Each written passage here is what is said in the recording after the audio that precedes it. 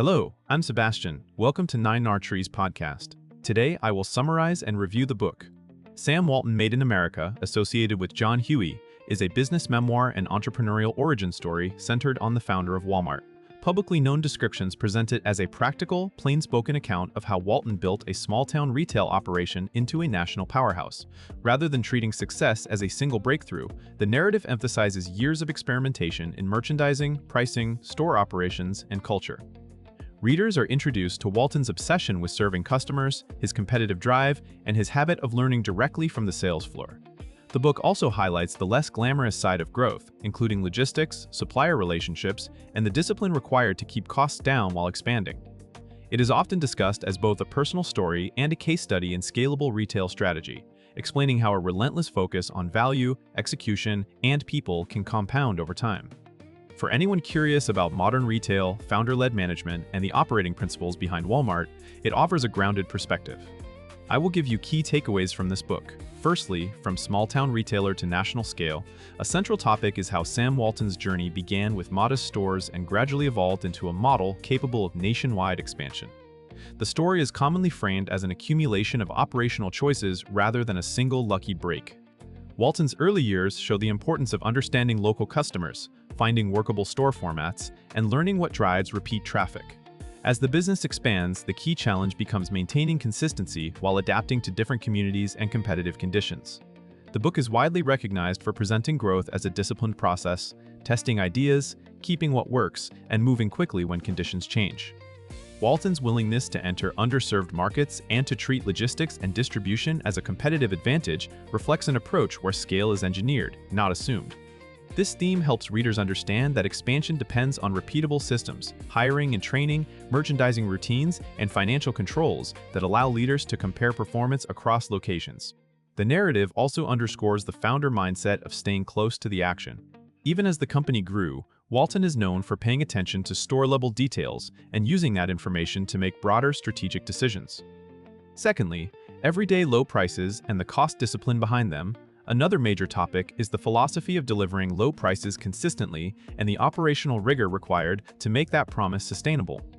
Public discussion of the book highlights Walton's belief that customers reward straightforward value, especially when it is dependable rather than occasional. The concept is not presented as a marketing slogan alone. It depends on tight expense control, strong purchasing practices, and constant attention to waste.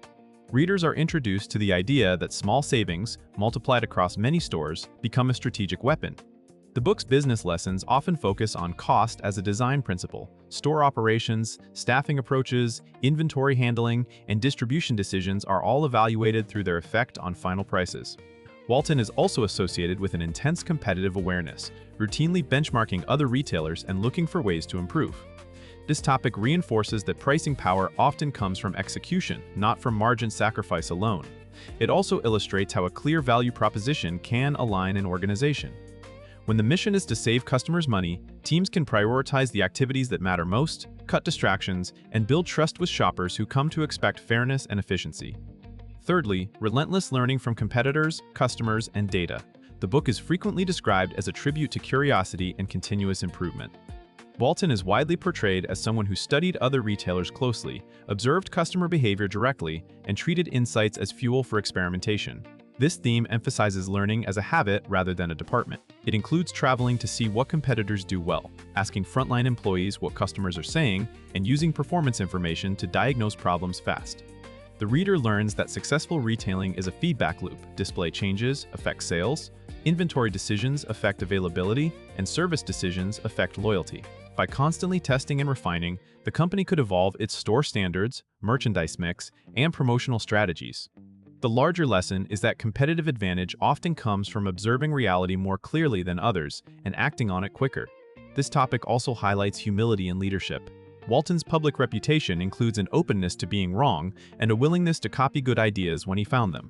For modern readers, the takeaway is applicable beyond retail. Build channels for learning, reward problem finding, and treat measurement and observation as everyday tools that help organizations adapt.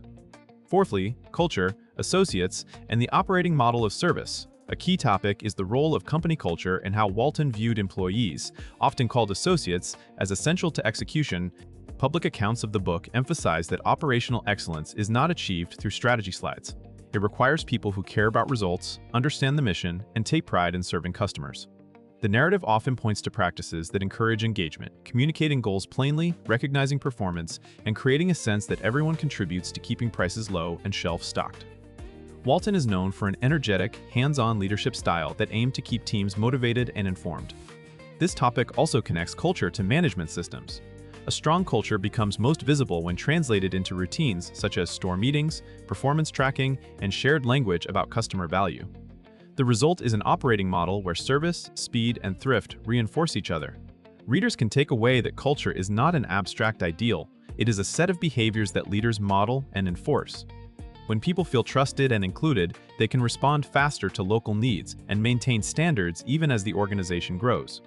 Lastly, logistics, suppliers, and the invisible engine of retail power beyond store-level retailing, the book is widely associated with the behind-the-scenes systems that enabled Walmart's growth, especially distribution and supplier relationships. This topic highlights that retail success depends on getting the right products to the right places at the right time, at a cost structure competitors struggle to match. Walton's approach is often described as treating logistics as strategy. Better replenishment reduces stockouts, improves turnover, and frees cash for expansion. Strong supplier partnerships can improve pricing, reliability, and product selection. The narrative encourages readers to see retail as an interconnected system.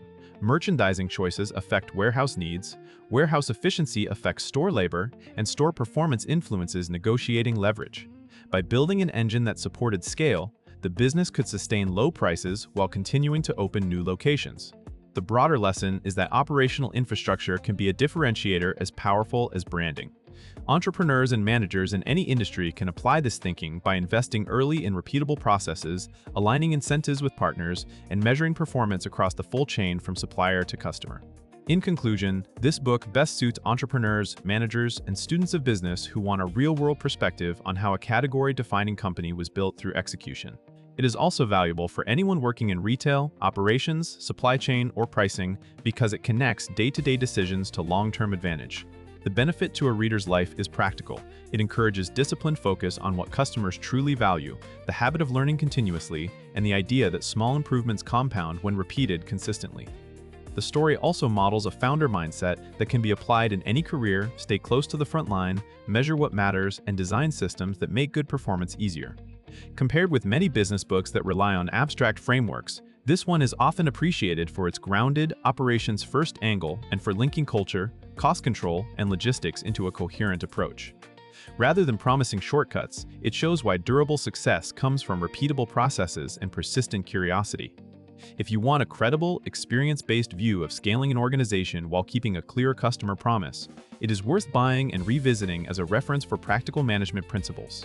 If you would like to support John Huey, you can buy the book through the Amazon link I've provided in the podcast description. After reading the book, please let me know what you think and share your thoughts. See you around.